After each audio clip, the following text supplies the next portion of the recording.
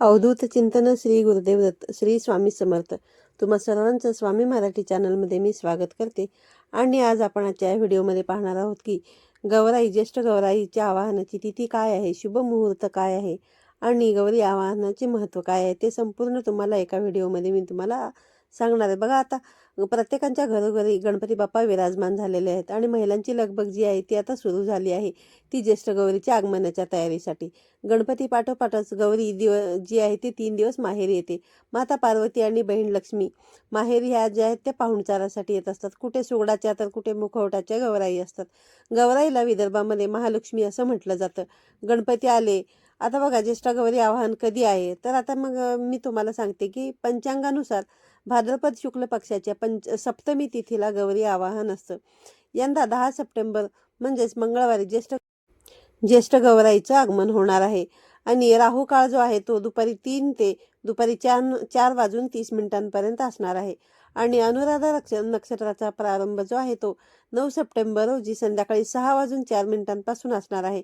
आणि अनुराधा नक्षत्राची समाप्ती जी आहे ती दिनांक 10 सप्टेंबर रोजी रात्री 8 वाजून 3 मिनिटांपर्यंत असणार आहे. त्यामुळे गौरी आवाहन जे आहे ते तुम्ही 10 सप्टेंबर रोजी दिवसभरात कधीही करू शकता. ते सकाळी पासून ते रात्री 8 वाजून 3 मिनिटांपर्यंत तुम्ही करू शकता. फक्त राहू काळ जो आहे तो दुपारी 3 ते 4 वाजून 30 मिनिटांपर्यंत, या काळामध्ये तुम्हाला गौरी ज्या आहेत त्या आवाहन करायचे नाहीत. त्यानंतर बघा, गौरी पूजन कसं करायचं. बघा, भाद्रपद शुक्ल पक्षाच्या अष्टमी तिथीला म्हणजेच बुधवारी 11 सप्टेंबरला गौरी पूजन नैवेद्य आणि हळदी कुंकू केलं जाणार आहे. तर भाद्रपद शुक्ल पक्षाच्या नवमी तिथीला म्हणजेच गुरुवारी 12 सप्टेंबरला गौरी गणपतीचं विसर्जन असणार आहे. आणि या दिवशी 7 दिवसांच्या बाप्पांचं सुद्धा विसर्जन असतं. गौरी आवाहनाची पूजा बघा, ज्या महिला गौरी घरात घेऊन येतात त्यांचे जे पाय असतात ते दुधाने पाय धुतले पाहिजेत आणि त्यांच्या पायावरती कुंकवाने स्वस्तिक काढायचं आहे. आपला जो घरातला उंबरठा असतो ते उंबरठ्याच्या आतमध्ये येताना 5 धान्याचे स्टीलचे ग्लास भरून ठेवायचे असतात आणि 5 पावले ग्लास ओलांडूनच लक्ष्मीच्या पावलांचे ठसे जे असतात ते आपल्या घराच्या प्रवेशद्वारापासून ज्या ठिकाणी आपण गौरी स्थापन करणार आहोत त्या ठिकाणापर्यंत हे ठसे उमटवायचे असतात. त्यानंतर बघा, शंख वाजून गौरींचं आपल्या घरामध्ये आगमन करायचं आहे.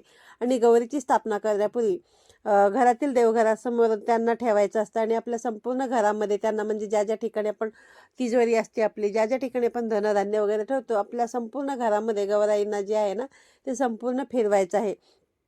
असे केल्याने काय होतं की आपल्या घरामध्ये ऐश्वर्य नांदते आणि वैभव निर्माण होते आणि समृद्धी येते आपल्या घरामध्ये. ही यामागची कल्पना असते. त्यानंतर बघा, आपल्याला गौरी स्थापना जी आहे ती करायची. म्हणजेच काय, तर गौरीला तुम्हाला साडी दागिने घालून सजवायचे आहेत. पहिल्या दिवशी बघा, गौराईला भाजी भाकरीचा नैवेद्य दाखवला जातो. ह्याच्यामध्ये तुम्ही मेथीची भाजी, शेपूची भाजी किंवा तांदूळ कुंजरची भाजी वगैरे असते. असं अगदी साधं सात्विक जेवण जे असतं ना ते गौराईंना पहिल्या दिवशी दिलं जातं. त्यानंतर गौरी पूजनाचा जो दुसरा दिवस असतो म्हणजेच दुसऱ्या दिवशी गौरी पूजन केलं जातं. गौरी पूजन म्हणजे काय, आपण गौराईचा जो आहे ना पाहुणचार करत असतो. हा नैवेद्य बघा प्रत्येक प्रांतानुसार वेगवेगळा असतो, पण याच्यामध्ये साधारणतः बऱ्याच ठिकाणी पुरणपोळी, ज्वारीच्या पिठाची आंबील, आंबाडीची भाजी, 16 भाज्यांची एकत्र भाजी, या गौराईंना 16 ह्याचं ना खूप महत्त्व आहे. त्यामुळे दिवेफळ, शेंगदाणा आणि डाळीची चटणी, पंचामृत, पडवळ घालून केलेली ताकाची कढी, कटाची आमटी, वेगवेगळ्या प्रकारच्या भज्या, पापड, लोणचे इत्यादी पदार्थ केळीच्या पानावरती रीतसर वाढून नैवेद्य दाखवला जातो. गौराईला बघा, नैवेद्यामध्ये 16 भाज्या, 16 कोशिंबिरी, 16 चटण्या, 16 पक्वान्ने तसेच फराळाचे पदार्थ सुद्धा करत असतात. पुरणाची बघा 16 दिव्यांनी आरती सुद्धा या ठिकाणी केली जाते. संध्याकाळी हळदी कुंकवाचा समारंभ केला जातो. अनेक ठिकाणी रात्री झिम्मा फुगड्या सुद्धा खेळतात, घागरी फुंकणे असे अनेक प्रकारचे खेळ खेळले जातात. खाली तळ कोकणामध्ये बघा, रत्नागिरी, चिपळूण साईडला या ठिकाणी ना गौराईला दुसऱ्या दिवशी आपल्याकडे जसं आम्ही पुरणपोळीचा वगैरे नैवेद्य दाखवतो त्या पद्धतीने त्या भागांमध्ये मांसाहारी नैवेद्य दाखवला जातो. म्हणजे चिकन किंवा मटणाचा नैवेद्य जो आहे तो गौराईला दाखवला जातो. त्या भागातले प्रांतानुसार त्यातली पूजेची पद्धत जी आहे ती वेगळी आहे. त्यानंतर तिसऱ्या दिवशी खीर, कानवल्याचा नैवेद्य दाखवून गौराईचे विसर्जन करतात. ओवसा वगैरे करतात. ओवसा कसा घ्या, त्याला काही ठिकाणी गाठी घेणे असे सुद्धा म्हटले जाते. ज्येष्ठा गौरीच्या आवाहनाचे काय महत्त्व आहे हे मी आता तुम्हाला सांगते. बघा, या दिवशी माता गौरी म्हणजेच माता पार्वती आणि गणपती बाप्पांची पूजा केली जाते. गणेश चतुर्थीच्या 2 दिवसांनी माता पार्वती कैलास पर्वतावरून धर्तीवरती अवतरित झालेल्या होत्या असे मानले जाते आणि गणरायाप्रमाणेच गौरींचे देखील उत्साहात स्वागत होते. यावेळी फुलांनी आणि कलाकुसरीच्या वस्तूंनी सजावट केली जाते. बाजारात बघा सुंदर आणि सुबक असे गौरींचे मुखवटे मिळतात. त्यामध्ये शाडूचे, पितळेचे, कापडी, फायबरचे असे अनेक प्रकारच्या गौरी ज्या आहेत त्या पाहायला मिळतात. काही जण केवळ मुखवट्यांची सुद्धा पूजा करतात, तर काही ठिकाणी उभ्या गौरी असतात. आमच्या घरी उभ्या गौरी आहेत. तुम्हाला व्हिडिओमध्ये या ठिकाणी पाहायला मिळेलच. आणि बऱ्याच ठिकाणी कोकणामध्ये मी जसं सांगितलं तुम्हाला की मांसाहारी नैवेद्य दाखवला जातो, त्या ठिकाणी कोकणामध्ये खुर्चीवर बसवलेली सुद्धा गौरी तुम्हाला पाहायला मिळेल. तसेच समुद्र किंवा खाडीतील खडा आणून पूजण्याची देखील काही ठिकाणी पद्धत आहे. काही ठिकाणी बघा तांब्या घेतला जातं आणि त्याच्यामध्ये धान्य वगैरे ठेवून त्याच्यावरती गौराईचा जो चेहरा आहे तो चेहरा रेखाटला जातो आणि गौरी पूजन केले जाते. प्रत्येक कुटुंबामध्ये ना आपापल्या पद्धतीनुसार गौरी ज्या आहेत त्या बसवल्या जातात आणि मनोभावे आपल्या गौरींची स्थापना करून त्यांचे पूजन केले जाते. बघा महाराष्ट्रामध्ये यांना आहे ना या सणाला महालक्ष्मी पूजन असे सुद्धा म्हटले जाते.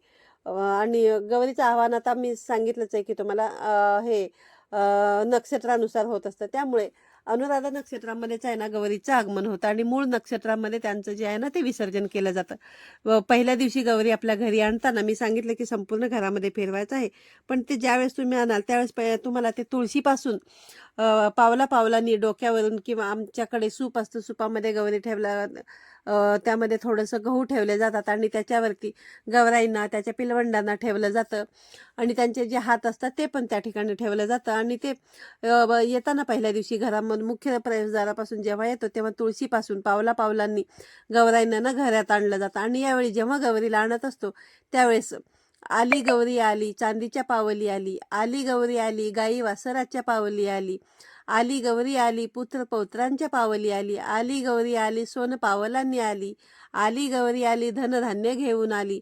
असं हे जे काय म्हणत आहे ना गौरींचे माहेरवासी निसर्ग अगदी प्रेमाने स्वागत केले जाते आणि त्यांना त्याच दिवशी रात्री बघा सजावट केली जाते. भाजी भाकरीचा जो नैवेद्य असतो ना तो नैवेद्य दिला जातो आणि त्यानंतर त्याच दिवशी रात्री त्यांना नवीन साड्या आणि दागदागिने घालून सजवले जाते. पहिल्या दिवशी गौरीला भाजी भाकरीचा नैवेद्य दाखवला जातो, हे मी तुम्हाला व्हिडिओमध्ये सांगितलेलंच आहे. त्यानंतर गौरी पूजनाच्या दिवशी बघा ज्येष्ठ नक्षत्रावरती आपण गौरीचं पूजन करत असतो आणि गोडाधोडाचे जेवण करत असतो. यामध्ये मी तुम्हाला सांगितलं की या गौरीच्या पूजनामध्ये 16 ह्याला खूप महत्त्व आहे.